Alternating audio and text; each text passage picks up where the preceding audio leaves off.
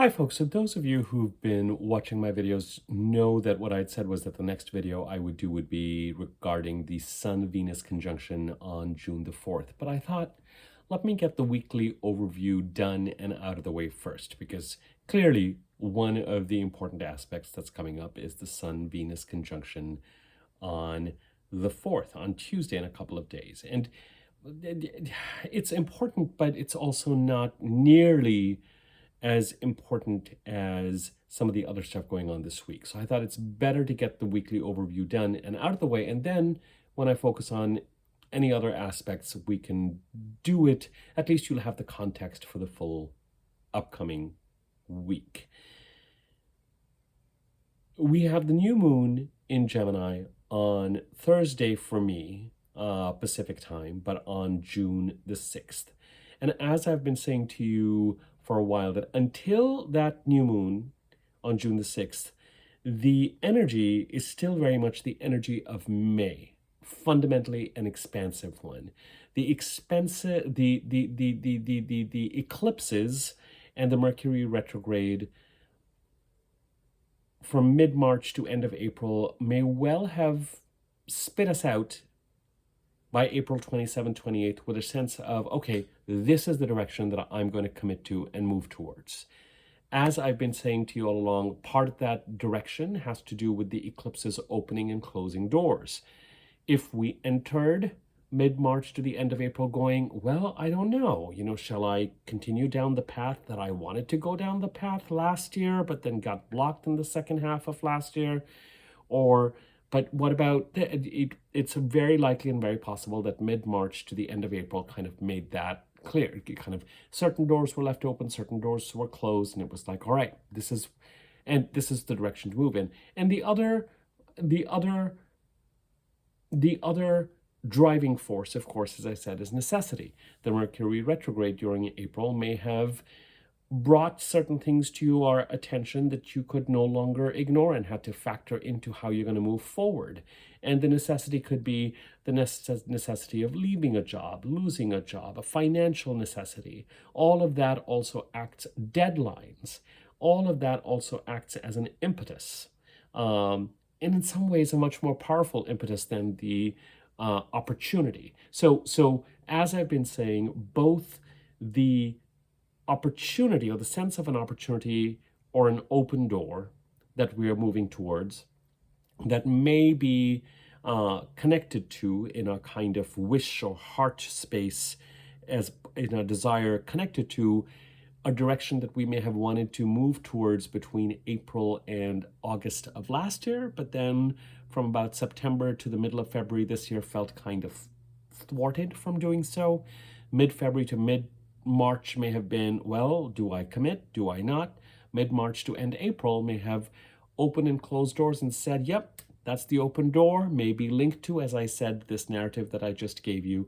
And the other thing, of course, driving might be necessity. And that makes the road that we've been traveling on since the end of April a fairly narrow one. And I've likened May as the month where we walk on this diving board, so to speak. And the energies are expansive. The restriction creates a certain amount of stress that keeps us moving forward. And this last week that we're leaving, and to some extent as we enter this week, there's a sense of harvest as the personal planets, the Sun, Venus, Mercury, entered the sign of Taurus, left the sign of Aries, where the new moon solar eclipse occurred on April the 8th, and entered the sign of Taurus. They squared Pluto in Aquarius and created an energy. So far, since the end of last year, a lot of the energy has been focused on a series of conjunctions and conversations. First with Pluto, with Saturn, Neptune, the North Node, Chiron, Jupiter, Uranus. And now the personal planets, the Sun, Venus, Mercury, to some extent Mars, well, as we head into this week, Mars, start a much more normal cycle of conjunctions, yes, but also squaring the slower moving planets and trining the slower moving planets and opposing them and then trining them and then squaring them. We're kind of in this phase, and different planets, as they start to come together and separate from each other, Some are going to be still squaring, some are going to be trining, etc. The squares to Pluto, that's the first set of squares that we've dealt with, left us with the fact that as the personal planets have entered Gemini recently, they've trined Pluto. And this is what we see, you know, astrologically in the sort of astrological internet sphere. We get the squares and everyone's like, oh my God, squaring Pluto, or squaring Saturn, squaring Neptune. And, you know, but then about a month later, the same planet's going to trine the same planet that is squared. And then after the oppositions, we're going to have the opposite. They're going to trine and then they're going to square. Bottom line is, last week, as we've headed towards today, June the 2nd, and some of this energy remains into next week, we've dealt with a number of trines, harmonious, flowing aspects. Trines to Pluto as the personal planets entered the sign of Gemini, trines to the south node in Libra as the personal planets move further forward into Gemini, the Sun, Venus. Mercury enters Gemini tomorrow. So far we've got the Sun, Venus, and Jupiter, which is not a personal planet, but Jupiter makes a trine to Pluto today on the 2nd. So we have the trines to Pluto, followed by trines to the south node. And tomorrow, Mercury enters the sign of Gemini. And of course, the first thing that it's going to do is it's going to trine Pluto. That's on June the 3rd. On June the 4th, the Sun conjuncts Venus and Mercury conjuncts Jupiter. Mars and Mercury are the two planets that will conjunct Jupiter in Gemini, not in Taurus. So there's a conversation between Mercury, communication, and Jupiter, which has spent from May of 2023 to May 25th of 2024, creating an auspicious new beginning, which also means an ending a 12, 13-year cycle, starting a 12, 13-year cycle in the sign of Taurus, and is now starting that process in the sign of Gemini. I did a video on Jupiter's transit through Gemini. I think it may have been the last video I did before this. Please take a look at that. It will give you some important information, important context for Jupiter's transit through Gemini. But out of the 3 or 4 things that I've mentioned already, Mercury entering Gemini, Mercury trining Pluto, the Sun conjuncting Venus, and Mercury conjuncting Jupiter, it's the Mercury conjunction to Jupiter out of all 4 of those that's the most significant. And it's been building. So there's something, this theme, last week's weekly overview I called harvests. Some of this kind of harvesting feeling continues through this coming week. And the harvests may become more manifest. So if through May, we've been walking on this diving board and we've been taking action, particularly as the personal planets entered the sign of Taurus and squared Pluto. And then we headed into the new moon in Taurus on May the 7th. Until June the 6th, it's still a Taurus month. So related to, and then during that time, there may have been conjunctions of the personal, there were conjunctions of the personal planets to Uranus at least. The Sun and Venus conjuncted Jupiter in Taurus. And then, you know, the planets gradually started to move into Gemini. But we have very much, it could be that if last week had a sense of harmony and forward movement, but a feeling like the harvest wasn't completely manifest, some of that may manifest this week. Could be as a result of that Mercury-Jupiter conjunction that so much of what manifests in 2024 is mercurial in nature. Emails, conversations, the phone rings, less so now than it used to. Emails especially, documented, you know, things concretizing through communication. But it's also likely or possible, given the fact that the moon is getting smaller and smaller and smaller, that whatever it is that needs to harvest after the June the 6th Gemini new moon. As we head to the end of this week, Mercury trines the south node on June the 9th. So until the June the 6th new moon, we are still in this kind of trine season. Mercury trines Pluto. Mercury conjuncts Jupiter.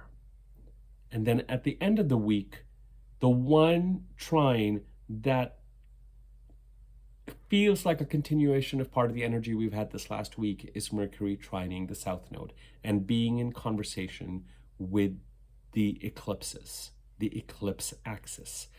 North node eclipses in Aries, south node in Libra, leaning into the Aries part of our chart, the house occupied by the sign of Aries and what that stands for, while correspondingly releasing something in the Libra part of the chart. Or the other way around, releasing something in the Libra part of the chart to make room for leaning into the Aries part of our chart. Whenever I say, for people who are, this is the first of my videos that you're viewing, whenever I mention a sign, I'm really talking about the house occupied by that sign in your chart. Whatever your rising sign is, if you are Sagittarius rising, you're going to have Capricorn in your second house, Aquarius in the third, Pisces in the fourth, Aries in the fifth, Taurus in the sixth, Gemini in the seventh, Cancer in the eighth, Leo in the ninth, Virgo in the 10th, Libra in the 11th, Scorpio in the 12th, and we're back to Sagittarius. If you have Taurus rising, Gemini in the second, Taurus in the first, Gemini in the second, Cancer in the third, Leo in the fourth, Virgo in the fifth, and so on. Once you know what your rising sign is, you can put the next sign in the next house and go around the chart, and you'll know which sign sits in which house. I use the whole sign system, WHOLE, when I look at charts. I'm not going to militantly stand up for that system. You use whatever works for you. But when I'm talking about the Taurus new moon and the month of Taurus and planets entering Taurus and planets entering Gemini, I'm really talking about the activity related to that house in your chart, which I cannot see because this is not a personal reading, a general reading. So if you know your chart, you can apply my content that way. If you don't know your rising sign, listen for the general energy and leave it at that until you can actually try and find your birth time somehow. And if you can't, that's okay. You know, there are many other deprivations, many other deprivations that make this one deprivation a luxury. Sorry, don't mean to piss anyone off, but worth keeping in mind.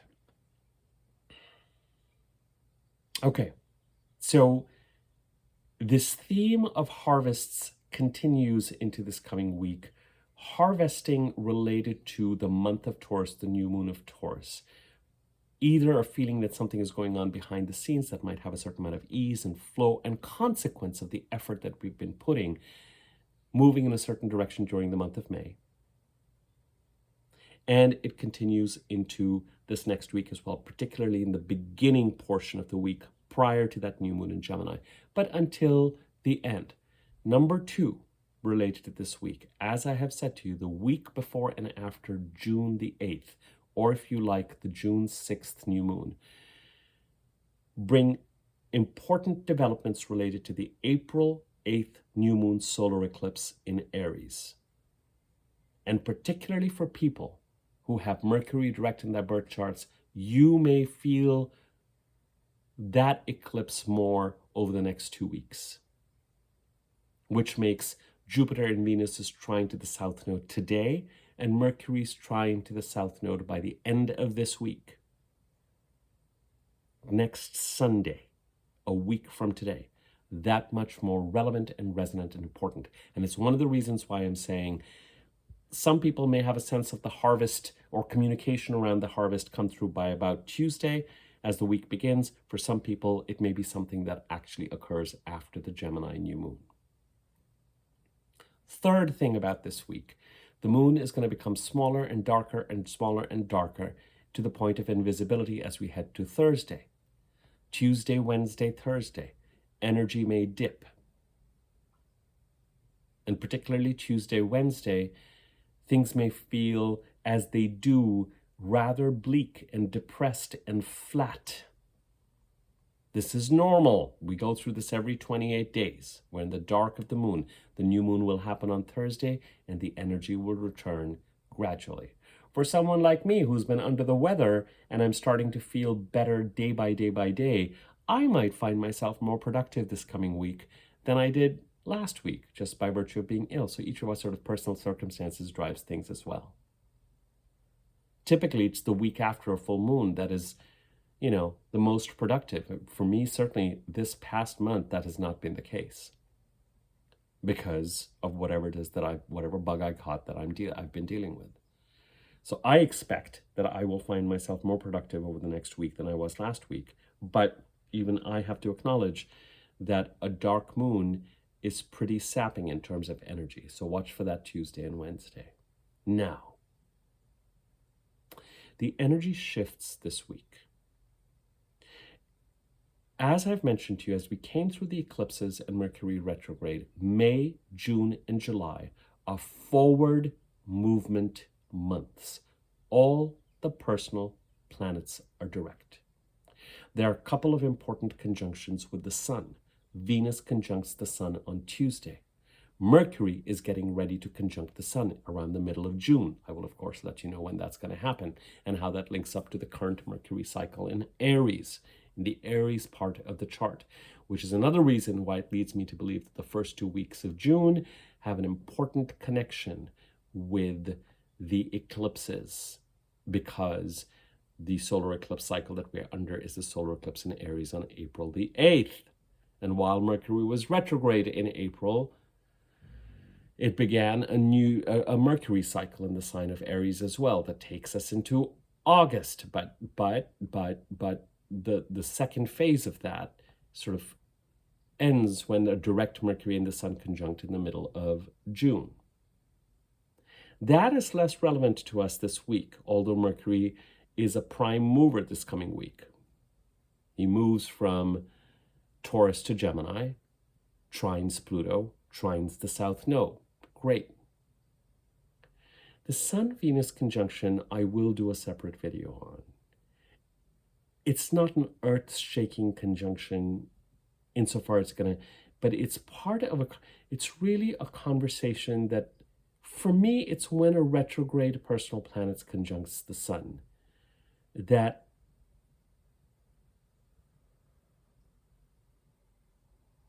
initiates a cycle. And Venus's cycle is such a beautiful and complex one. That kind of rose pattern it creates as from our perspective, it goes around us, but it's really not going around us. Suffice it to say, and as I've mentioned to you, it's never the date of an aspect, it's typically leading up to that date as we head towards that date, as we approach the aspect. The sun, our most internal, solar, truest, connected to source self, and Venus, the planet of what we value,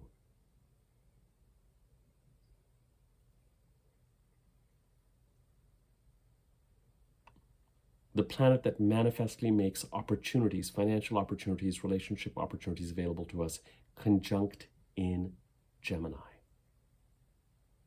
Gemini part of your chart. What conversation could they possibly be having? What could the sun, when a personal planet like Mercury or Venus or Mars connects with the sun, it's the sun, it's our solar self, the part of us that is connected to source most clearly, without the mental filter, that just knows. The sun going through the Gemini part of the chart is examining what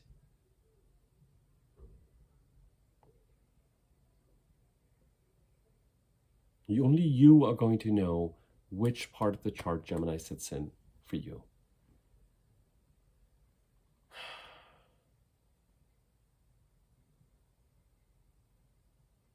What potential financial and relationship opportunities are being initiated?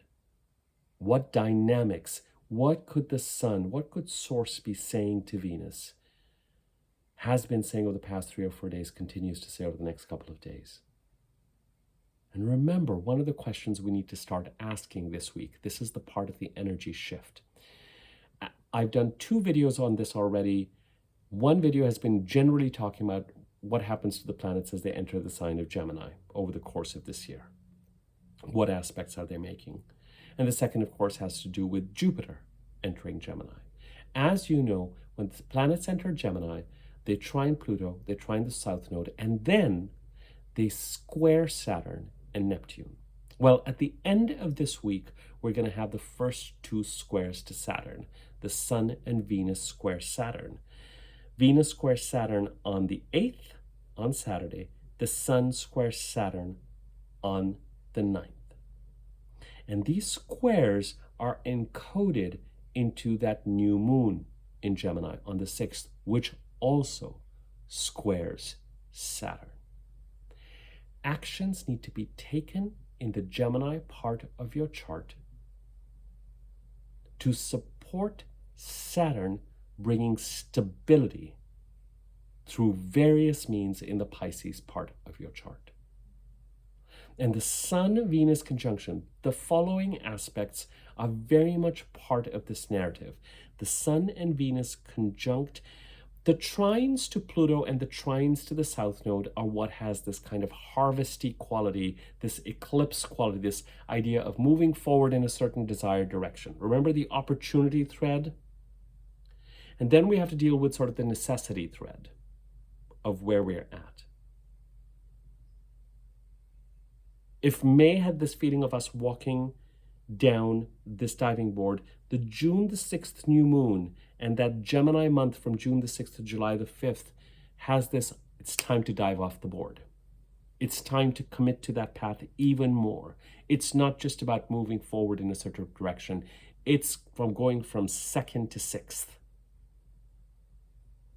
There's something that happens in June after the June the 6th new moon that demands acceleration and commitment. But it also demands a set of actions and activities in the Gemini part of the chart. And it's not all negative. It's as if the opportunities, we're talking about Venus currently in Gemini, we're talking about the Sun and Venus conjuncting on Tuesday, and we're talking about the Sun and Venus squaring Saturn by the end of this week. And we're talking about those 2 squares being encoded into this new moon. The new moon in Gemini on the 6th is conjunct Venus and square Saturn. What relationship, financial opportunities, actions do you need to capitalize on? Do you need to action on to help Saturn stabilize the Pisces part of your chart where there's been a crisis brewing since 2012 and peaked in 2016-17? If the Pisces part of your chart, if the desire has been to go in a spiritual or an artistic direction, then Saturn's transit is likely about concretizing those goals and giving them structure and giving them direction. If you've been dealing with deceptive or gaslighting or confusing or loss-related behavior in the Pisces part of the chart, then Saturn has been trying to stabilize that sector by making things clear that were hidden, giving them visibility, making clear to you how your actions may have contributed to some of that deceptive energy.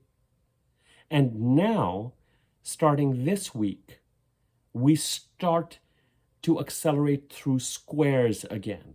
The Sun and Venus get ready to square Saturn at the end of this week.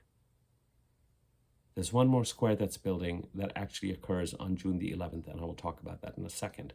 But to wrap up this idea, there's something, Mercury just enters Gemini on Monday, so the theme of communication in the Gemini portion of the chart accelerates. Yes, there's still a sense of harvesting whatever it is that the Taurus month has been about till June the 6th. Some of this harvest may show up after the Gemini new moon as Mercury heads towards trining the South Node. But now this question of these Gemini transits, these personal planets, and even leading to Jupiter transiting Gemini. Because remember, when Jupiter transit, I've done a separate video on the Jupiter transit. When Jupiter transits Gemini, as we head towards August, there are 2 squares to Saturn that Jupiter makes while he is transiting Gemini, and a 3rd square when Jupiter enters Cancer and Saturn and Neptune partly enter Aries next year. I say partly because they enter Aries next year, then they come back into Pisces, and then they enter Aries for good in January, February of 2026, Saturn and Neptune. So the squares to Saturn begin this week. We start to feel the energy. And it's not an entirely negative. This has been true even of the squares to Pluto when the personal planets entered Taurus. It was like, what action? If we're talking about harvests last week and this week and waiting for results, or waiting to see, all harvests are not completely bountiful or joyous, but there's some sort of a feeling of what happened, and it doesn't mean that they don't need protection. It doesn't mean that they don't need growth. It doesn't mean that they may not be disappointing. It doesn't mean, but there's been a sense last week and this week of, last week especially, the week that's ending today, of there's only so much I can do, and I've done what I can do. Now I kind of have to wait for Spirit to give back a little bit, so then I can figure out what to do with that. Do I reinvest it? Do I capitalize on it? Do I enjoy it? Is it bounty that I can enjoy? Is it an opportunity that is going to turn into something real?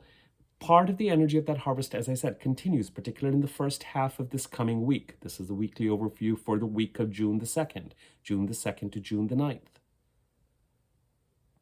So as Mercury enters Gemini and trines Pluto,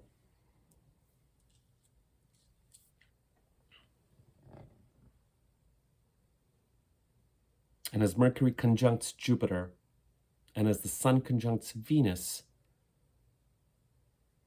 it's still kind of a yin harvest time. We're in the dark of the moon. Doesn't mean that you should stop taking the actions that you feel you need to take. I really am going to just emphasize that always. I'm not, just because I'm coming off of an illness and because the moon is going to be dark, I have every intention of continuing to being in action, partly because I need to be, and partly because I'm connected to this larger thread of May, June, and July being forward-moving months towards the open door of opportunity that has been left to open for me, and the necessity that I'm feeling in order to drive in a certain direction, to head off possibly negative outcomes by taking action in a more constructive direction.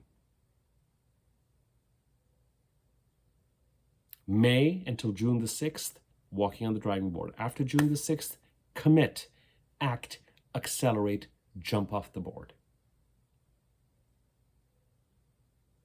July has an easier energy. The June 6th new moon in Gemini is, of course, directly in conversation with the Sagittarius full moon around the 24th, 25th, 23rd of May. I'll cover that when we do the new moon video. Really, the next 2 videos I need to do are the Sun conjunct Venus and the new moon in Gemini. And they're related because the new moon is conjunct Venus.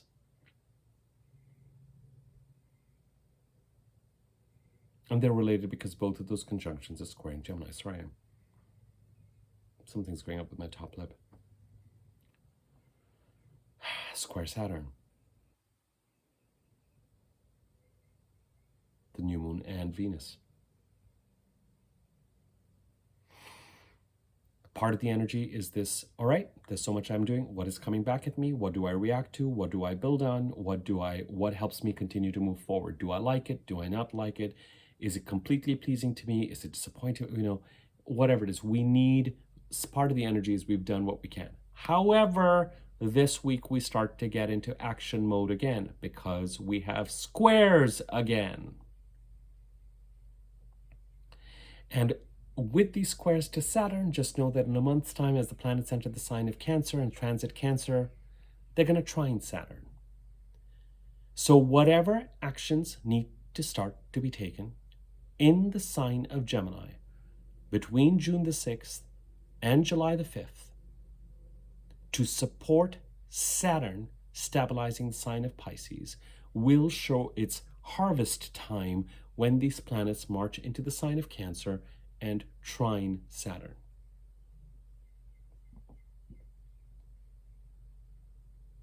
When it comes to the opportunities outlined by the Aries and Taurus part of the chart, this coming week still has a harvest quality.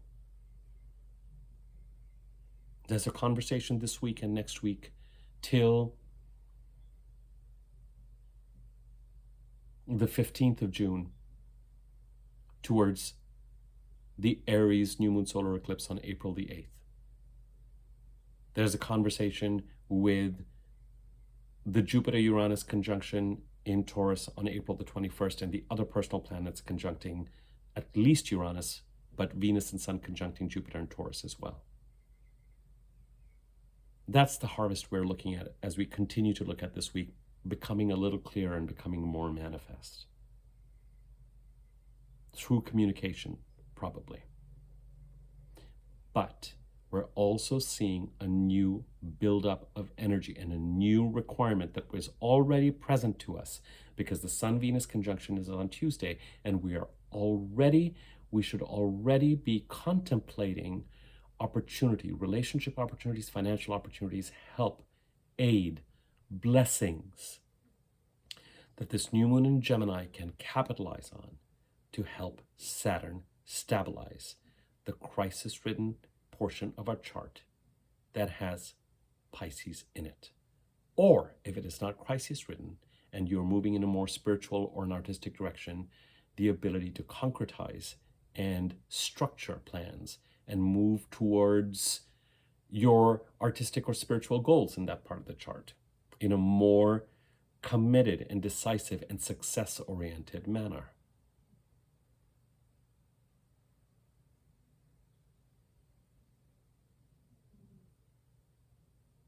The one other shift that occurs this week is that on the 8th, on Saturday, Mars enters the sign of Taurus. And on the 11th, even though this takes us to next week, even though this takes us to next Tuesday, the 11th of June, Mars squares Pluto. Mars's aspects, you can think back over the last week when Mars conjuncted Chiron. Yes, it was in direct communication with the eclipses, but Mars's aspects have the potential to be explosive, assertive, conflicty, fighting,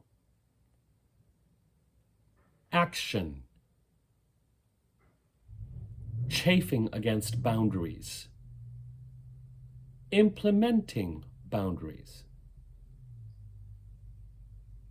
And we're going to start to feel the Mars-Pluto square starting around Tuesday, even though for that week. And the Mars-Pluto square is encoded into this new moon. So what does the Mars-Pluto square tell us? Action needs to be taken. Pursuing goals, protecting what is valuable. There is potential for conflict, competition, as we pursue goals related to the sign of Taurus in such a way that allows Pluto to continue to transform the Capricorn, but especially the Aquarius part of our charts, where Pluto made a clear and decisive entry between January 20th and February 20th of this year. And the Mars-Pluto square is very much the last in line of the personal planets entering Taurus and squaring Pluto. So if you Google when it was that the Sun squared Pluto and Venus squared Pluto and Mercury squared Pluto, you can look at those dates, try to see if there's a correlation between when those squares happen and what action is going to be needed with Mars. With Mars, as I said, there's always and Mars and Pluto especially. Mars and Pluto, especially aspecting each other, there is and can be an element of aggression, assertion, violence, protection. Always remember with Mars, where you need to be assertive but not aggressive, if you need that.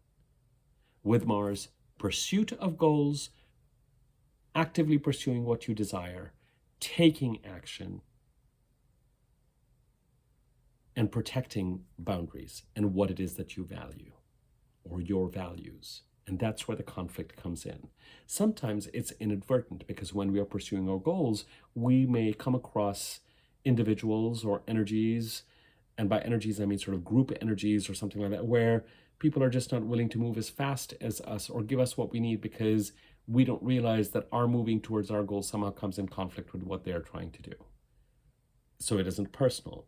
Sometimes it isn't personal because what we're trying to do is just competitive in nature. Sports, auditions. Sometimes it is personal. And we're dealing with someone who, especially in Pluto's case, we have a sense of what needs to transform in the Aquarius and Capricorn part of the chart, but either we're resisting a certain change or somebody is resisting that change for us, which is what notoriously with Pluto creates this element of power struggles and people holding on to us. And the Mars-Pluto square may require action in that direction. Most positively and constructively, it likely requires action in the Taurus part of the chart that has been one of the two centers of growth for us so far.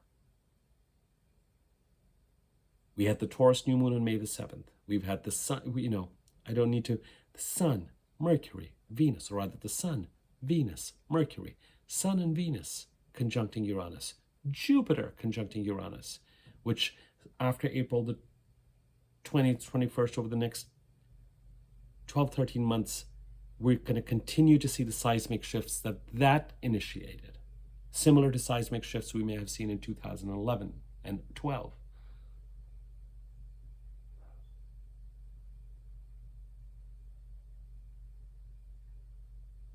So this coming week, we start to feel yet another square.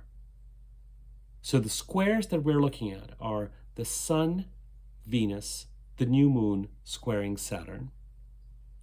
And those squares occur this coming week. And Mars squaring Pluto next Tuesday on the 11th of June, but we start to feel that energy building by the time we get to Tuesday. And all these squares are encoded into that new moon in Gemini, which means that we're going to be feeling the energy of them during this month between June the 6th and July the 5th. Makes it an action-oriented, demanding action related to the Taurus and Gemini parts of our chart. The Taurus part of our chart, action needing to be taken or boundaries needing to be set in conflict and competition so that Pluto can continue to transform what it has been transforming in the Capricorn part of the chart since 2008 and is just beginning to transform in the Aquarius part of the chart for the next 18, 19 years. And in the Gemini part of the chart, activity, action, opportunity. You may find with the Sun-Venus conjunction and with Venus conjuncting this new moon and squaring Saturn, there could be an artistic opportunity, a creative opportunity, a relationship opportunity. It can be romantic, it can be friendship, it can be a mentor, it can be opportunity laden, opportunity rich that you're going to be asked to lean into, to take action around, to capitalize on, to build on, to help Saturn stabilize the Pisces part of the chart, either by making concrete goals towards artistic or spiritual goals, or combat fogginess and deceptiveness in the Pisces part of the chart that may have crested in 2016-17 or been an active and stressful presence since that time.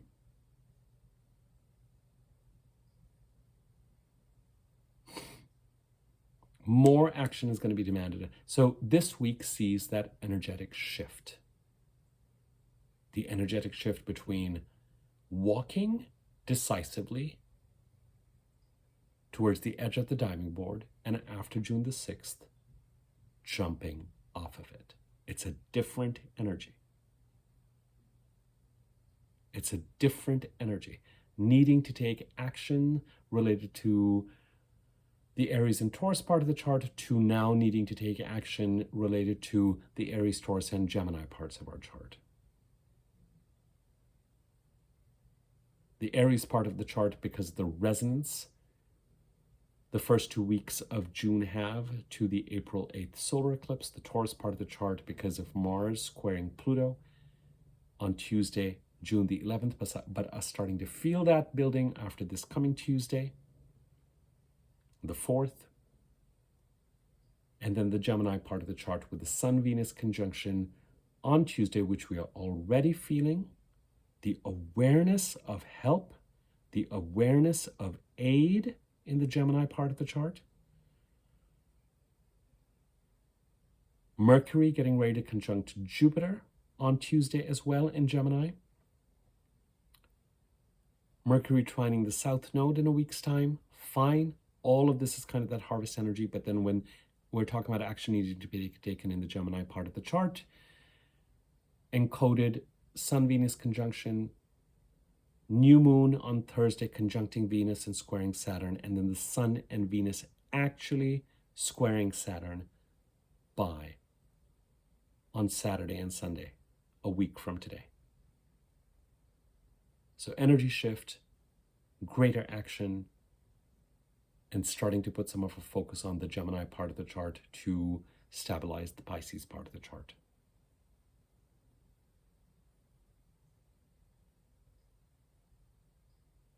And let's see what this Mars-Pluto squares gets ready to bring. Is the harvest that we've been working on in the Taurus part of the chart under some sort of threat or attack that we're going to have to defend something there? Is it something we have to act on?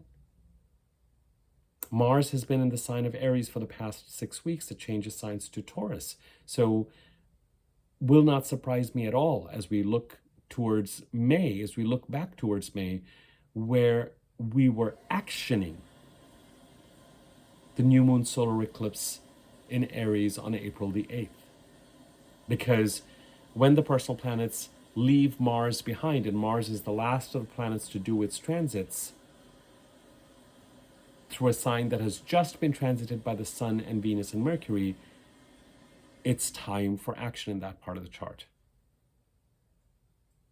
And after the 8th of June, when Mars enters Taurus for about 6 weeks, it's going to be time for action in the Taurus part of the chart, where we just recently had the Sun, Venus, Mercury till Tuesday, a whole new moon month till the 6th of June, from the 7th of May to the 6th of June, and Mars comes in and it's like, all right, let's go. So does some sort of harvest of something become manifest this coming week? Or do we continue to wait and see when, we'll continue to track that. We'll continue to track that. Okay, I hope this gives you a sense of the upcoming week.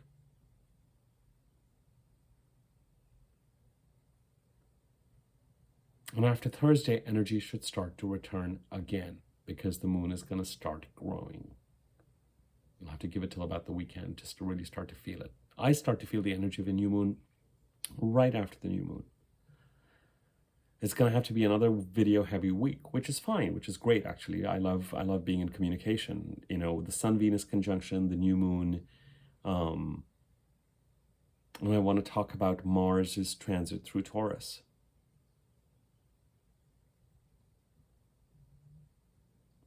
Okay, if you are interested in me taking a look at your personal birth chart, my contact information, my email information address is in the description box below. You can email me there for rates and information. Subscribe to my YouTube channel if you haven't already, and click the bell icon next to the subscribe button.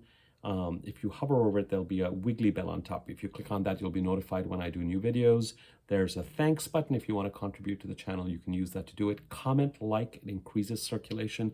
And if you feel like someone might benefit from this video, go ahead and let them know, or let them know about my channel. If you're watching my content through Facebook or Twitter, in another month or so, I'm going to stop posting there. So please do subscribe to my channel so you can watch it directly on YouTube. Okay, thank you, and more to follow, as always.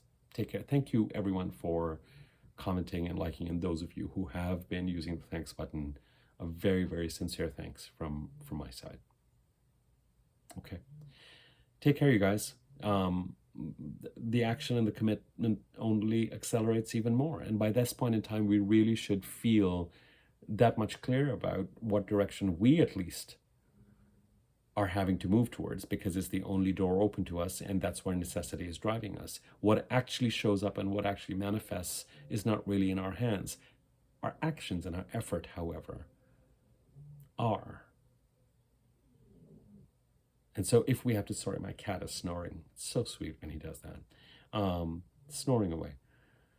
So if the Mars-Pluto square does bring something to protect, it may be that we're having to just sort of protect from our own foolishness sometimes, and our own ability when it comes to opportunity to take certain actions to go towards them, but then also kind of take certain actions that can be sometimes self-sabotaging. So we might have to contend with some of that in the next couple of weeks as well, as Mars gets ready to. But more than that, it's an invitation to action. As I said, action related to the Aries part of the chart, the Taurus part of the chart, and certainly with that new moon and those Sun-Venus conjunction and the squares to Saturn in the Gemini part of the chart. All right, I'll leave it at that. Take care.